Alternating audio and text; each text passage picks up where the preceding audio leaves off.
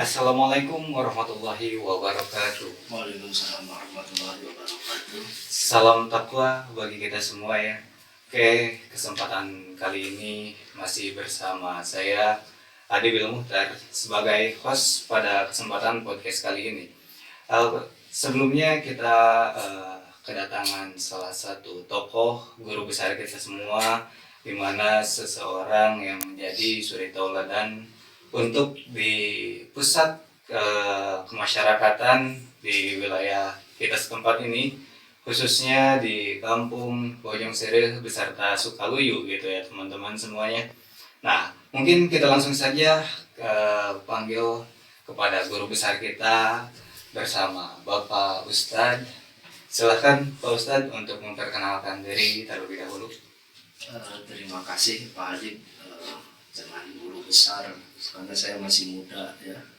Bolehlah kalau guru kecil boleh ya, tapi kalau guru besar itu terlalu besar. Alhamdulillah pada kesempatan kali ini mungkin pembukaan podcast kita yang pertama kali Ya, betul. Sebagai pusat informasi dan penyeimbang zaman di mana hari ini teknologi hampir semuanya membutuhkan atau berhubungan dengan media sosial.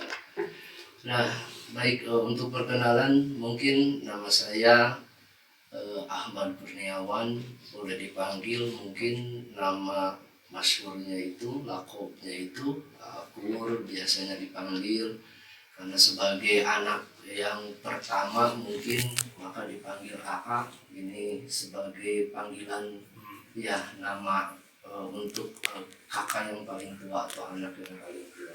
Panggilan kesayangan dari keluarga ya. Bahkan kalau di pesantren ya biasa disebut Mang Akur ya, nggak mengenal kata ustaz di pesantren salafi. Lebih mayoritas dengan emang-emang gitu ya Pak Ustadz ya. Emang itu mungkin selevel dengan ustaz ya, karena di atas ada akang, ada AA, itu kiai-kiai besar biasanya. Nah, mungkin secara singkat saya kelahiran Bandung tanggal 23 bulan Juni tahun 1990. Alhamdulillah hari ini mungkin usia saya itu sekitar 33 tahun ya. Masya Allah ya Pak Ustadz. 33 tahun. Hari ini pun diberi amanah jabatan sebagai ketua DKM At-Taqwa ya. Yang mana ini amanah dari seluruh teman-teman para kesepuhan ya, yang mungkin kalau kita ceritakan nanti gitu, ini lucu sekali ketika pemilihan DKM yang tiba-tiba itu saya terpilih, padahal saya pada saat itu jadi MC ya. Waktu pemilihan ya, ada calon-calon. Boleh dong ini ya Pak Ustadz sedikit di history itu saat pemilihan pada saat itu seperti apa tuh? Bisa jadi Pak Ustadz sebagai MC awalnya menjadi sebagai calon juga gitu.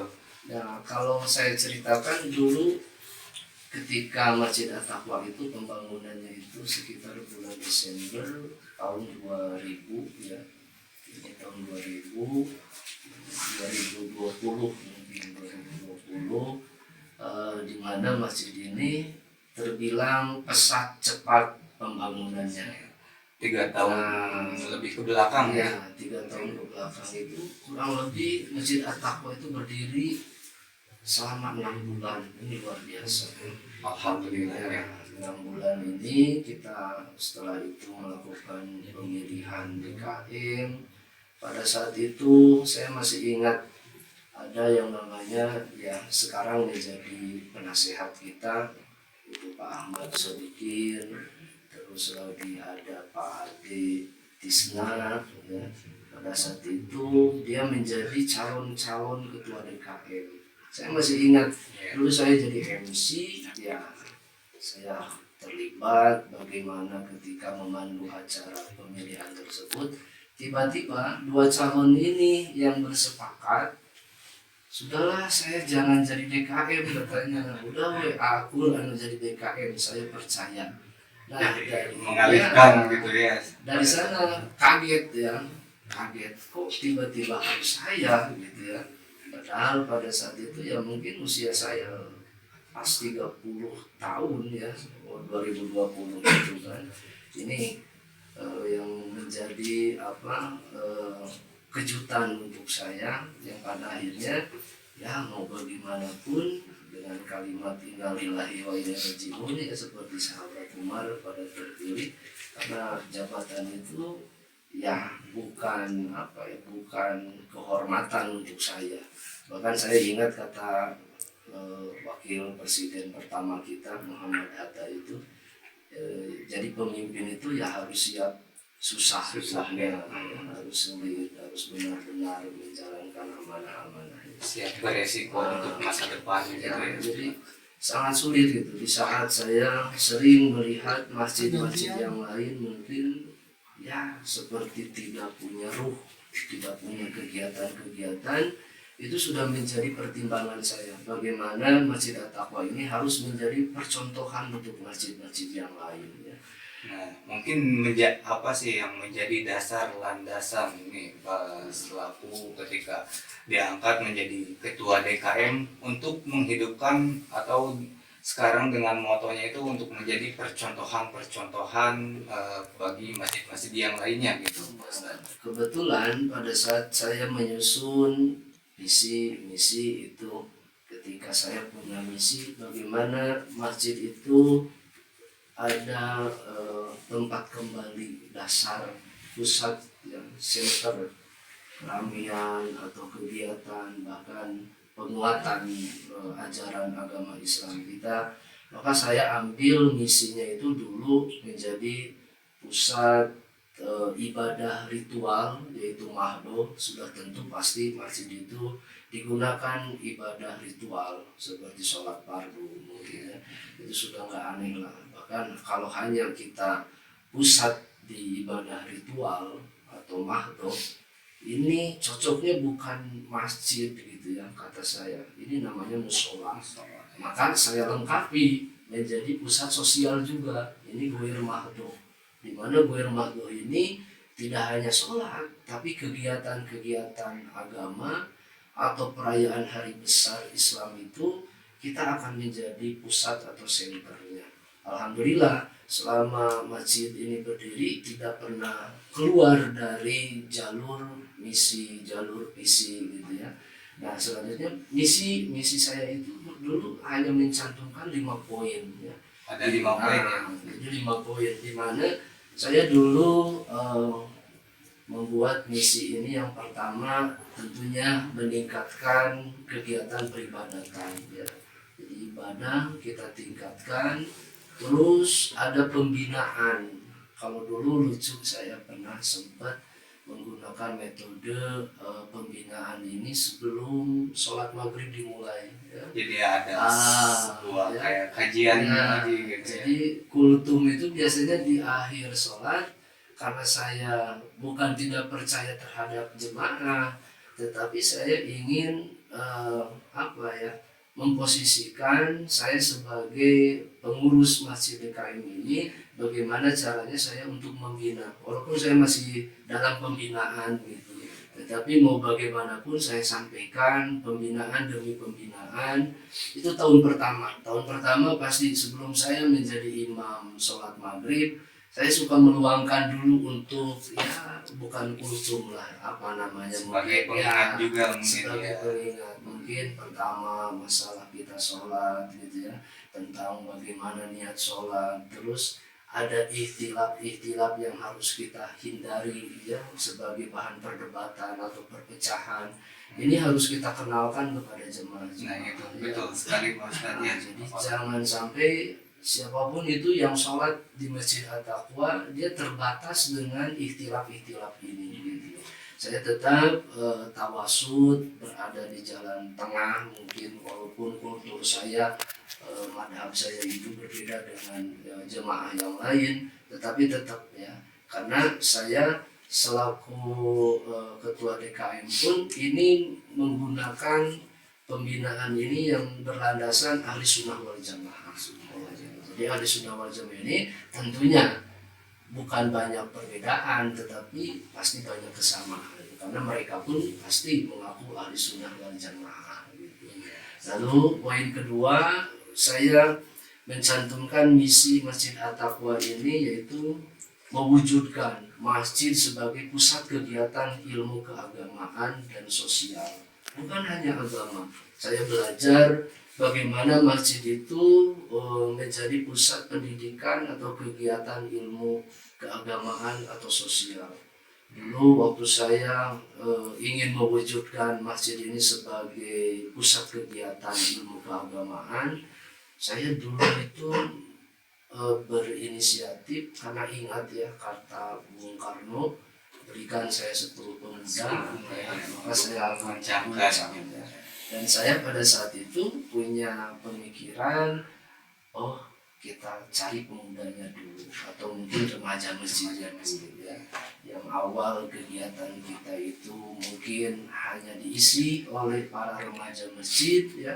Alhamdulillah sekarang semua jenjang atau usia itu ada ya. Yang awalnya itu dari remaja masjid ya.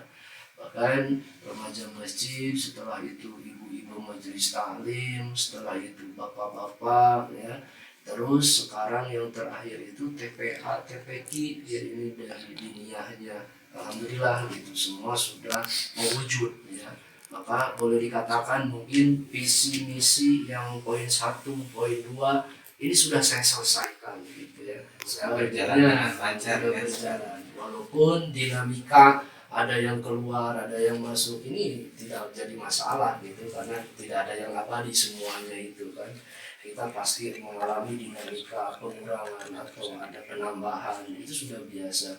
Saya tidak melihat bagaimana apakah banyak atau sedikit, yang jelas saya punya misi ini gitu, menjadi pusat kegiatan ilmu agama dan sosial, terutama sosial. Ini sosial saya pun menanamkan kepada anak-anak remaja gitu. Udah mulai ditanam gitu ya dari masa dini. Nah, jadi si remaja ini saya sering melibatkan di dalam acara-acara sosial. Contoh seperti santunan yatim gitu ya. Ini termasuk kegiatan sosial yang dilibatkan. Bahkan dulu waktu saya datang ke daerah ya Sukaluyu atau Bojong Seri ini waktu saya datang gitu, ada kekosongan, yaitu peran para pemuda atau pemuda di daerah tersebut ya. Sempat vakum dulu gitu ya. Jadi nggak ada yang namanya kegiatan Karang Taruna yang mengelola 17 Agustusan atau sampai ya perlombaan-perlombaan atau ya pesta rakyat seperti itu. Itu diawali Ya. oleh para pemuda atau remaja masjid. Masya Allah sekali ya Pak Ustadz ya, dengan keberadaan masjid itu memakmurkan bukan hanya dari wahdohnya aja gitu. Jadi ada sosialnya juga karena saya tidak akan keluar dari misi ini gitu. Nah selanjutnya walaupun itu banyak yang salah anggapan gitu, bukan berarti semua harus berangkat atau masjid yang mengelola kegiatan ya, tetapi alangkah baiknya setiap kegiatan berangkat dari masjid, maka hasilnya pun adalah pendidikan yang ada di masjid ya, minimal menghindari kegiatan-kegiatan yang negatif atau maksiat gitu ya. Apalagi di zaman sekarang kan gitu kita ya, tahu Ustadz. kalau 17 Agustus saat itu identiknya biasa ada minum-minuman gitu ya. Ya, dengan poya-poya yang memang bersifatnya kebanyakan negatif gitu ya. Makanya kalau seandainya semua kegiatan berangkat dari masjid, pasti hasilnya positif gitu ya. Nah itu poin yang kedua. Lalu poin yang ketiga, di mana saya ya misi ini ya menyiapkan kaderisasi untuk masa depan umat sebagai upaya yang menyiapkan generasi penerus agama ini dan bangsa ini.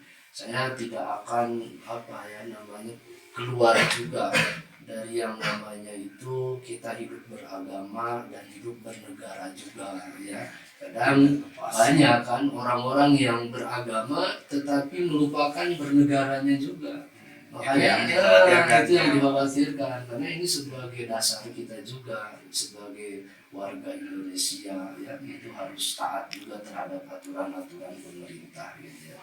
Nah itu poin yang ketiga. Poin yang keempat, saya menjadikan masjid ini percontohan Ini Contoh.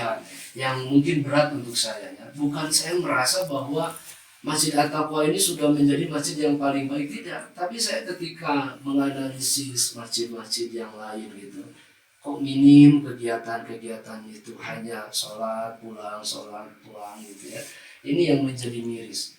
Bahkan saya beranggap lalu hasil berjamaah itu di mana gitu. Realisasinya, Ya, ya. pengaplikasiannya. Padahal kan ketika Rasulullah SAW memerintahkan kita untuk berjamaah, itu sebetulnya adalah penekanan kita hidup itu harus bersama-sama, ya, harus berbarengan, walaupun di luar sholat itu harus tetap berbarengan gitu ya.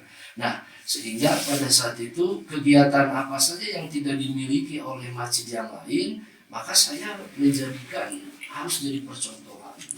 Alhamdulillah gitu, diakui atau tidak diakui oleh masjid yang lain mungkin ya, hari ini banyak masjid-masjid yang mulai melihat gitu ke Masjid At-Taqwa. Oh, At-Taqwa ngadain ini, masa kita enggak? Nah, akhirnya dia mengadakan gitu ya. Banyaklah ini berita-berita yang mulai tersentuh mungkin atau terbangun ya. Itu poin yang keempat. Lalu poin yang kelima yaitu turut membantu kesejahteraan umat melalui penyelenggaraan perekonomian yang berbasis syariah Islam. Ya, ini PR saya mungkin misi yang kelima ini.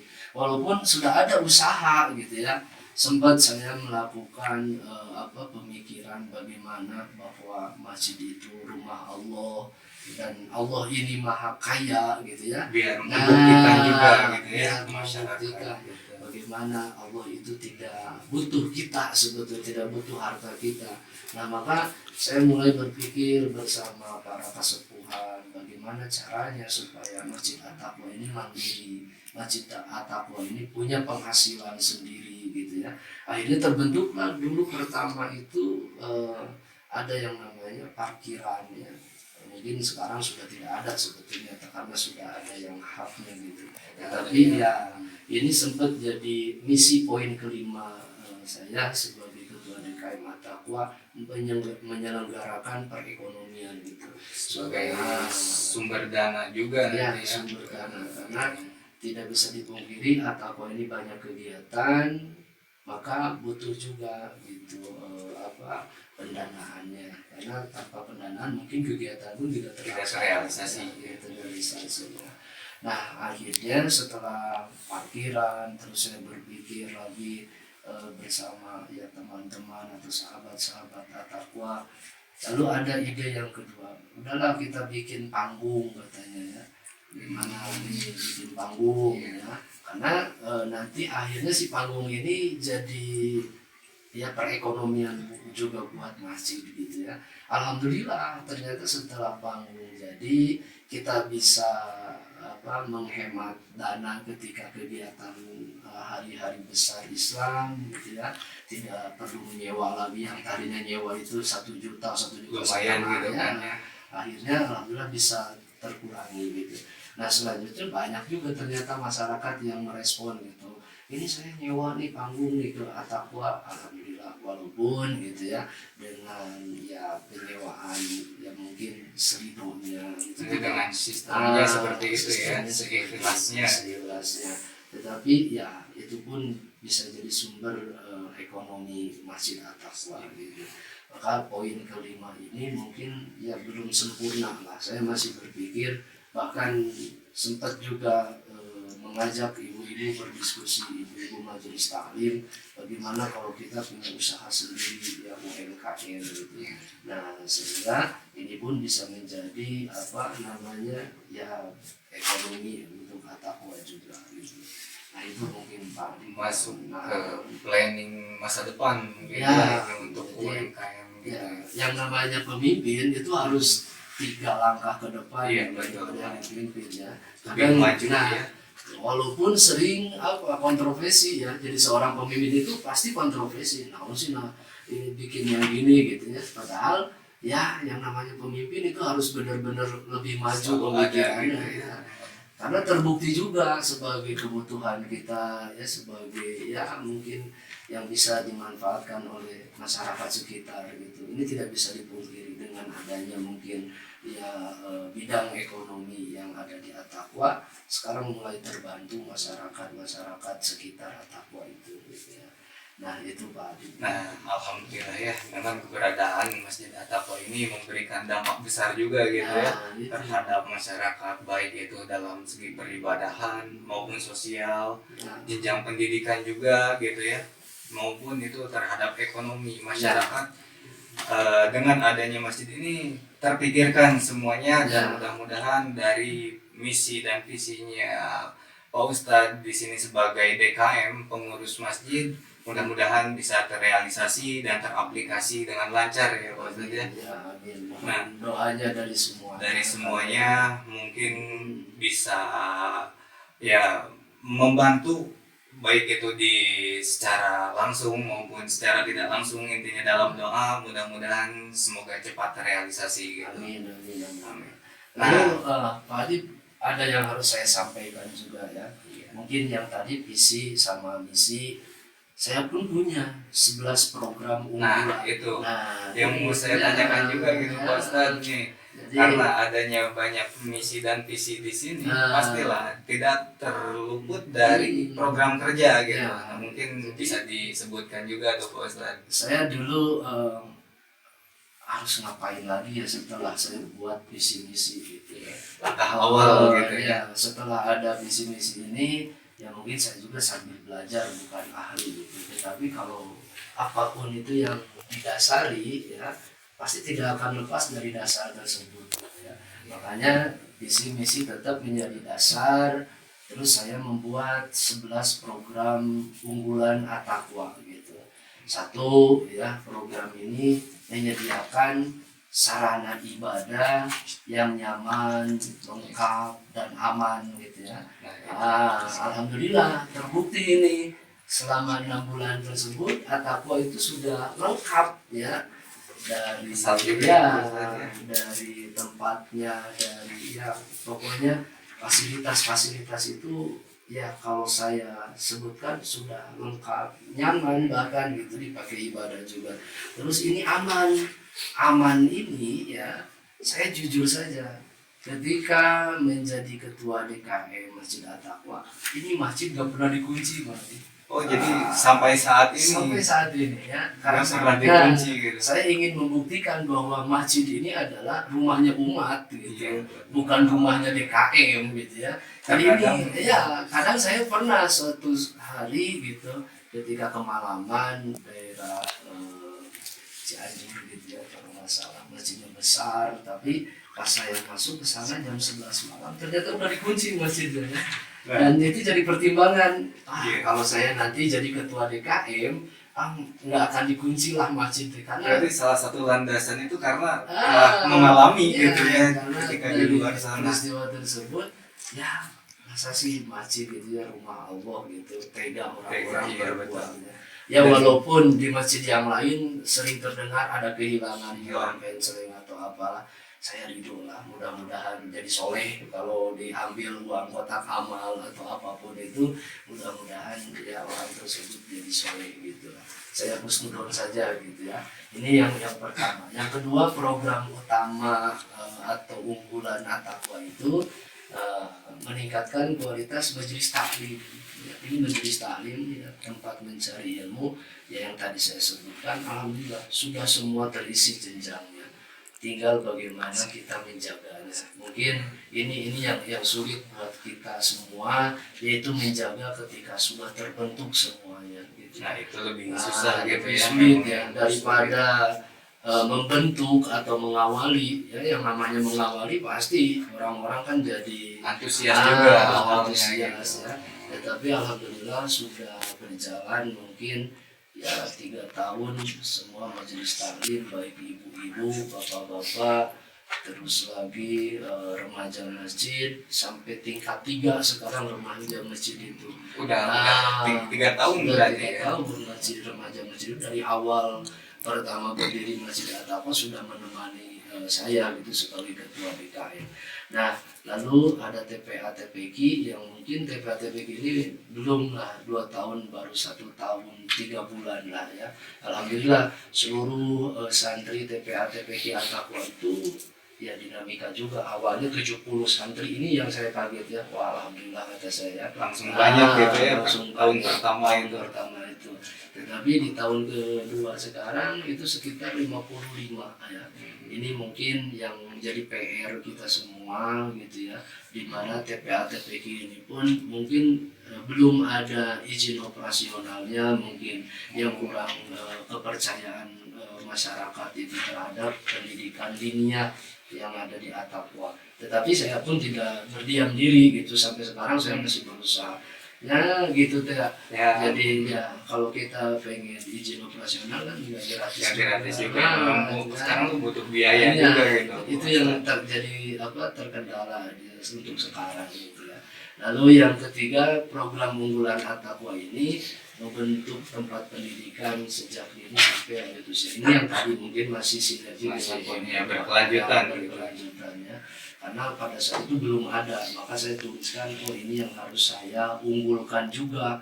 Karena mau bagaimanapun generasi ya At-Taqwa ke depannya itu pasti harus berawal dari diniyah gitu ya. Iya, itu dari masa dini Nah, gitu. karena evaluasi saya ketika saya bareng-bareng dengan remaja masjid, mungkin yang jadi kendalanya itu ketika remaja masjid ada yang bekerja, ada yang nikah, dari faktor sehingga, usia juga gitu ya. sehingga ya peran remaja masjid mulai berkurang.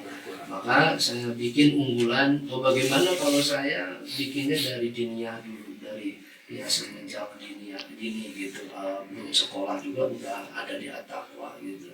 Nah, poin keempat, meningkatkan kompetensi jamaah dalam praktik ibadah.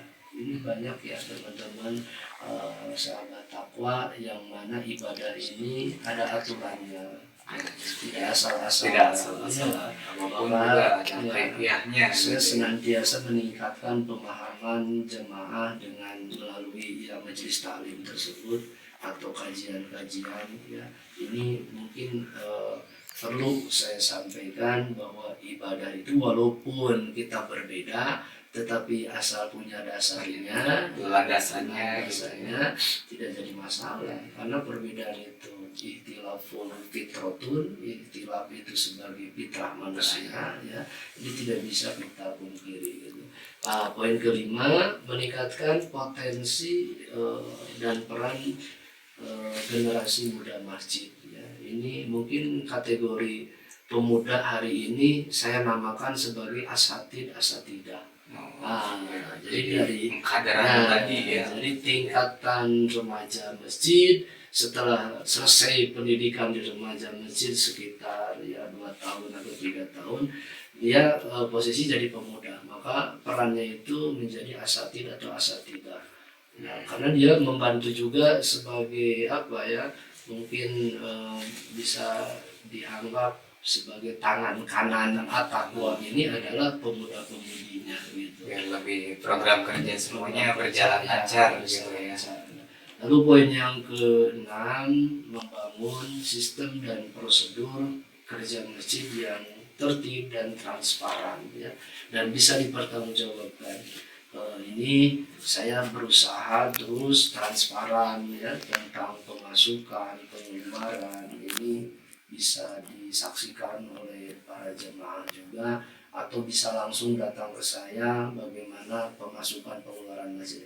Namun saya sering gini Pak Adib ya, bukan saya melemahkan kepedulian sodako jamaah At-Taqwa gitu ya, tapi sempat saya mengalami minus gitu ya. Nah ini yang mungkin jadi kendala. Saya nggak mau gitu ya, yang namanya masjid itu punya kekurangan gitu ya. Maka ketika mengalami penurunan pemasukan, saya nggak pernah sampaikan ini kepada jemaah gitu. Saya skip aja dulu ya, mudah-mudahan kedepannya ada ya penambal itu ya. Ini miris sekali gitu ya, karena sempat saya buka penceling itu ya paling kecil itu 65.000 ya, satu Jumat ya. Satu Jumat. Nah, sedangkan kita kan bayar khotib itu kan Iya, lebih dari itu gitu ya. Belum listrik, belum semuanya lah kegiatan alat-alat gitu buat pembersihan juga kan. Nah itu makanya banyak jemaah mungkin yang sekarang bertanya-tanya. Tetapi ketika alhamdulillah gitu ya sampai saya paling tertinggi memegang uang kas ini sekitar 5 juta lebih. 5 juta. 5 juta lebih ini sudah menjadi apa ya? Apresiasi juga gitu ya. Saya anggap ini paling besar selama saya memegang uang kas masjid gitu. Saya sampaikan kepada jamaah dan saya alokasikan terhadap kegiatan-kegiatan yang sudah menjadi program kerjanya Masjid At-Taqwa gitu ya. Nah ini yang perlu kita ketahui gitu. Jadi tolong masyarakat juga kalau seandainya ya peduli dan percaya gitu ya, tingkatkan lagi ya. Untuk kesadaran kita gitu ya tentang masjid. Nah, jadi jangan sampai beranggapan bahwa masjid itu banyak uang gitu. Sementara kita operasional itu harus harian, ada mingguan, ada bulanan ya. Pengeluaran selalu ada gitu ya. Tapi alhamdulillah gitu masih banyak para penasehat kadang yang mungkin sadar bahwa Masjid At-Taqwa ini masjid baru yang harus kita support terus dengan sodako-sodako tersebut ya. Lalu yang ketujuh yaitu yang tadi membentuk dan penyelenggaraan bidang ekonomi. Ini poin misi kelima ya, sudah alhamdulillah itu berjalan ya. Poin ke-8 meningkatkan dan membentuk layanan jiswab. Ini ya yang paling sulit. Ini jiswab ini kan zakat, gitu ya. infak, sodako, lalu wakaf ya. Ini saya ingin nanti gitu. Ini belum terrealisasi walaupun baru tahunan lah setelah Ramadan zakat fitrah kita sudah menyelenggarakan. Itu udah berjalan ya kalau program tahunan itu ya. Zakat fitrah itu udah berjalan walaupun zakat fitrah ini saya melakukan kebijakan gitu bahwa tidak harus berdaerah. Kita ambil jemaah saja ya karena kebanyakan yang perlu kita tolong itu ya orang yang kita lihat benar-benar gitu ya, terutama ya para jemaah Masjid At-Taqwa yang dulu pernah andil membangun ya, ikut kerja bakti, pokoknya ikut sulit ikut susahnya gitu. Berjuang bersama ya. Ketika ada kegiatan zakat fitrah ini lalu saya lihat atau seleksi sebagai mustahik atau tidak, ternyata sebagai mustahik maka saya berikan gitu. Saya tidak, karena bingung juga Pak, karena Masjid At-Taqwa ini tempatnya itu strategis ya. Iya, memang dalam segi lokasi gitu ya. Strategisnya itu mungkin kiblat atau sab depan itu masuk ke daerah Sukaluyu dan belakang ini mukanya itu masuk ke daerah Bojong Sering. Makanya bagaimana kita tetap menjunjung sikap tengah itu tawasud itu ya. Jangan sampai kita condong kiri condong kanan, tetap saya menjunjung itu gitu. Nah lalu yang ke-9 meningkatkan kualitas anak binaan atau santunan masjid. Kita sering santunan tiap tahun sekali, bahkan ada yang hari ini kualitas anak binaan itu seperti asatid. Saya tingkatkan binaannya, saya perankan, saya antar bagaimana dia menemukan potensinya masing-masing. Ya mungkin sekarang alhamdulillah gitu bisa bahagia melihat mereka sudah berada di posisi potensinya masing-masing. Ya walaupun dari segi apa ya namanya pemasukan atau gajinya itu masih kurang gitu. Ya walaupun dengan seadanya gitu ya. Tapi mengawali ya namanya kehidupan itu harus dari susah-susah berproses gitu ya. Setelah itu ya mudah-mudahan Allah memberikan kesuksesan gitu. Nah itu yang ke-10 mengoptimalkan fungsi media sosial. Nah ini yang maksud saya Pak Dip ya, kenapa kita butuh podcast, kenapa kita sering up upload di media Media sosial sosial ini gitu ya. sebagai sarana informasi masjid. Sebagai sarana informasi termasuk sarana dakwah juga Nah, gitu ya. ini Ustaz. termasuk kategori tablik juga. Tablik. Kita menyampaikan gitu ya, bagaimana kegiatan-kegiatan at-taqwa itu harus terdokumentasikan sebagai informasi ya, syukur-syukur oleh sekitar masjid at-taqwa. Ya, yang itu bonusnya mungkin kalau di luar at-taqwa gitu bisa menyaksikan kegiatan-kegiatan at-taqwa ini sehingga mereka terbangun ya, oh ini masjid ini ada kegiatan ini kita ngadain yuk. Nah itu saya pengennya ke sana sebetulnya gitu. Nah jadi peran media sosial ya sekarang tidak bisa kita pungkiri. Mungkin dulu informasi itu di masjid hanya atau lewat selembaran gitu ya, kayak yang tradisional zaman dulu iya, mungkin. sekarang mulai bergeser fungsi toa kan, bahkan mungkin toa dianggap ya sudah tidak efektif memberikan informasi itu ya. Apapun dulu sering kita informasikan, bahkan yang masih mirisnya itu si masjid itu kan hanya pengumuman yang meninggal Yang gitu, meninggal itu aja, kan sebagai gitu. pusat, tapi nggak tahu mana orangnya dari mana ya, alamatnya. Ketika kita punya media sosial kita bisa kabarkan ini nih orang yang meninggal contohnya gitu ya, ini orang sini ini tadi meninggalnya. Nah itu seperti itu mungkin fungsi kecilnya. Dan banyak juga hari ini masjid-masjid yang lain ketika saya menyaksikan sudah mulai terjun ya, Sudah mulai melek gitu ya. karena lebih efektif di kegiatan di media sosial itu.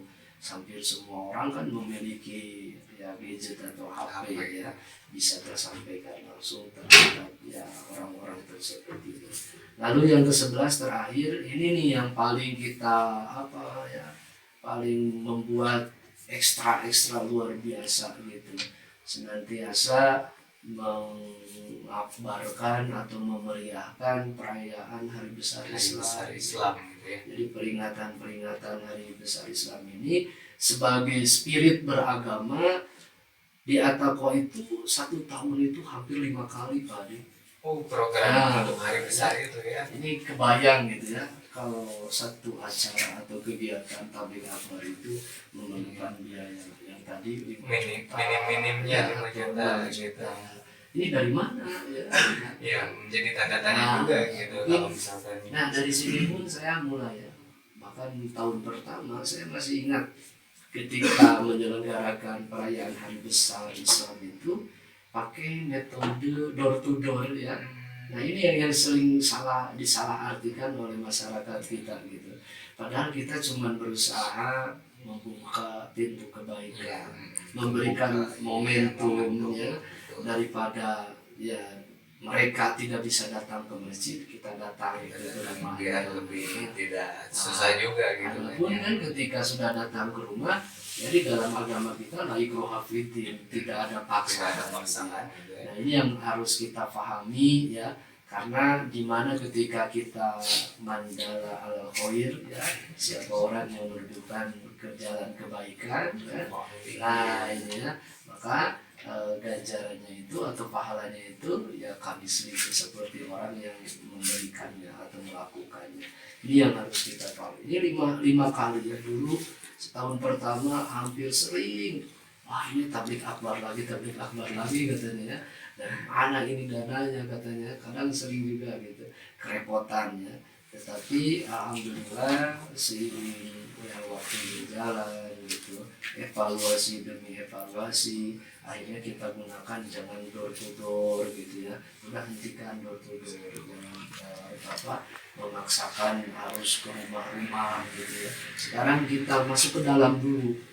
Nah ini sempat metode kedua ya, metode kedua sempat masuk ke dalam dulu. Bagaimana maksudnya masuk ke dalam itu, kita fungsikan atau ya optimalkan yang ada di at-taqwa semua yang terlibat, baik ibu-ibu, bapak-bapak, ini remaja masjid. Ini sempat ya tahun itu, alhamdulillah itu luar biasa. Maka ketika menggunakan metode masuk dari dalam ke dalam gitu ya, ini alhamdulillah kita bisa mencapai satu kegiatan.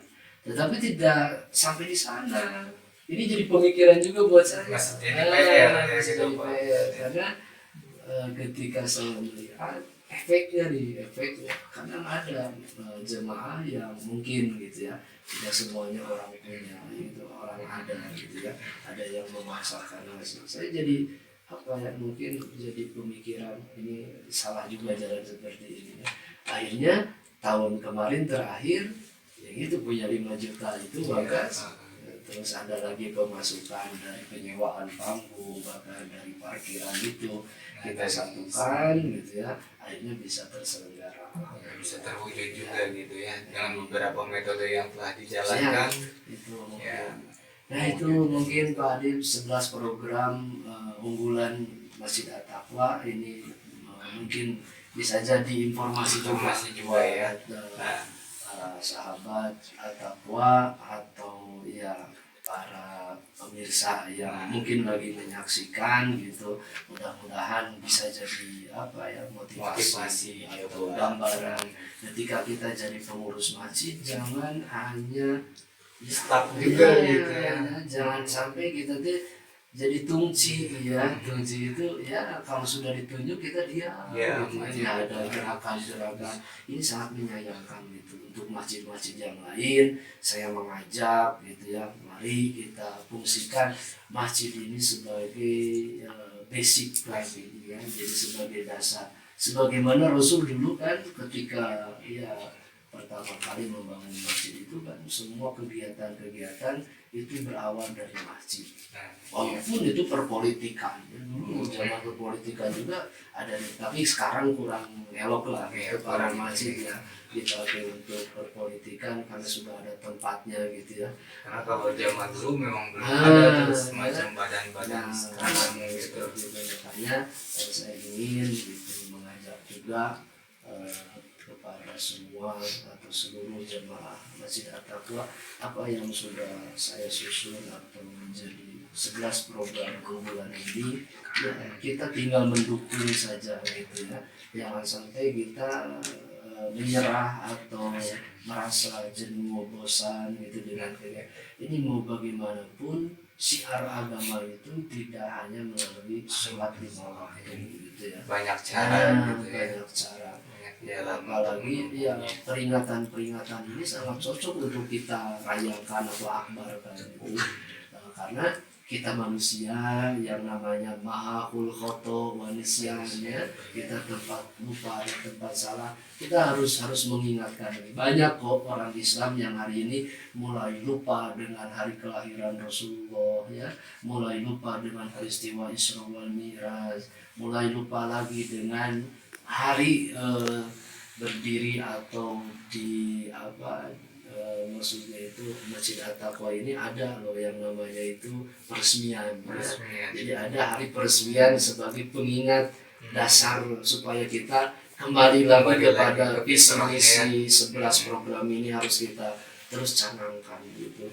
Makanya pesan saya mungkin kepada seluruh jamaah dan sahabat-sahabat At-Taqwa, kita jaga apa yang telah saya hari ini laksanakan, mungkin jangan sampai dihilangkan, tetapi diperbaiki yang lebih baik lagi. Lebih baik lagi ke depannya. Gitu. Ya, saya khawatir karena banyak yang tadinya masjid itu aktif, makmur gitu ya.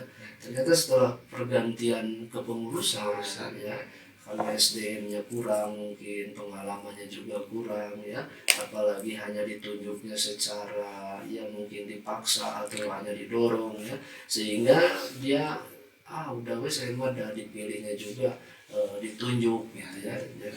Nah ini yang harus kita jadi perhatian semua gitu sebagai penggerak masjid. Mari kita kembalikan masjid ini sebagai fungsi center gitu ya, segala kegiatan baik itu mahdoh atau ghair mahdoh ya. Itu mungkin Adib yang bisa saya sampaikan. Oke, terima kasih Pak Ustadz ya atas pemaparannya dari awal kita bagaimana biografi Pak Ustadz, kemudian biografi Masjid At-Taqwa, kemudian beserta visi misi yang telah dibangun setelah diangkatnya menjadi kepengurusan atau DKM Masjid. Nah, ada beberapa program-program kerja yang mungkin pada saat ini sedang dijalani Nah, itu semuanya mungkin bisa menjadi motivasi buat kita semua, bisa kita jaga juga apa yang telah kita realisasikan, jangan sampai ada pengurangan gitu. Lebih baik kita istiqomah dan lebih bagusnya kita mencari inovasi-inovasi baru sehingga bisa menjadikan kemakmuran masjid lebih baik lagi gitu. Nah, mungkin Pak Ustadz untuk podcast pada saat ini nanti untuk selanjutnya kita akan berbincang lagi mengenai apa tujuan dengan adanya podcast dan tadi salah satu program kerja dari sosial media gitu ya. Kita bahas di episode selanjutnya. Mungkin bagi para pemirsa semuanya yang melihat podcast ini dengan Atakwa Podcast ya, nanti akan ketemu lagi dengan saya bersama Pak Ustadz di sini DKM pengurus Masjid Atakwa ya. Mohon doa dan supportnya dari pemirsa semuanya. Adapun dengan sahabat Atakwa di sini, mari kita sama-sama untuk menjaga dan lebih baik istiqomah dalam menjalankan ibadah, bahkan kita tingkatkan keimanan dan ketakwaan kita kepada Allah Subhanahu wa taala. Mungkin kita cukupkan dulu sekian ya Pak Ustadz. Terima kasih telah mau berbincang dengan kami bersama Atakwa Podcast. Ya, terima kasih buat pemirsa juga semuanya yang telah mendukung dan menonton podcast kali ini. Saya akhirul kalam. Wassalamualaikum warahmatullahi wabarakatuh.